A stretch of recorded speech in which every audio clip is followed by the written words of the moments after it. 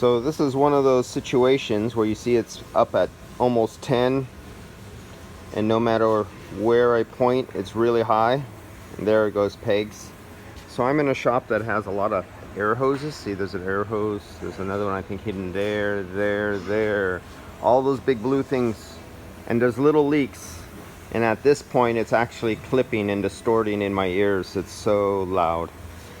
But the little leaks that are coming from all these air hoses, it's a high frequency, concrete floors, concrete walls, high frequency sounds bounce all over the place. I could even bounce them off the hood. I pick it up off the hood. That's because high frequencies are not omnidirectional, they're extremely directional. So anytime they hit something hard, they bounce off, and you could just pick it up everywhere. When you get right to it, my ears are just blasting and clipping. So I cannot even use this to find this leak right here. So I have it under vacuum, and like 2 or 3 minutes it fell down to 18. I can't get into the microns.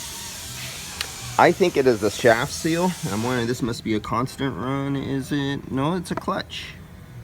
It is a clutch. I see a clutch down there. Okay.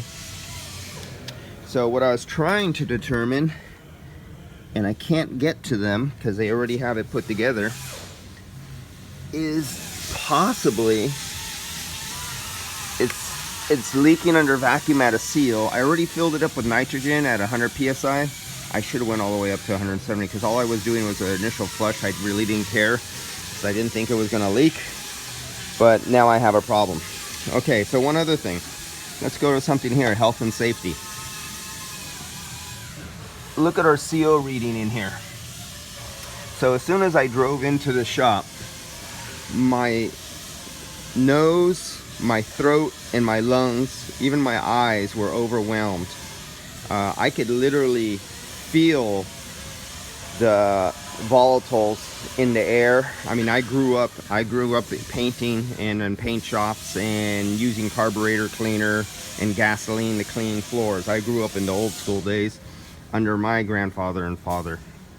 But in here, look at our VOCs, dude. We're like, not points. We're not in the 0.01 grams or anything like that. We're up there at 8 fucking milligrams. I mean, that's ridiculously high. I mean, right now, from what I could smell in my nose, you have to have a carbon filter on just to enter this place. The VOCs are so high in here. CO2 from starting the cars up, there's literally no active ventilation in anywhere in the ceiling. It's nice and sealed and everything like that. They have a rotisserie chicken thing up there, you know, the things that naturally go around. That doesn't do nothing. Basically, you're in a sealed glass bottle and you start up cars every morning.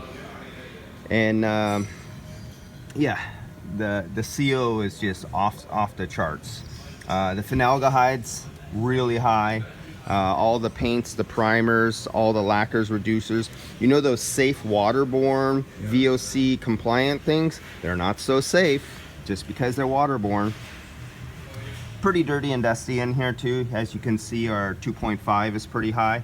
It's not as high as if you were cooking greasy fried food, but yeah.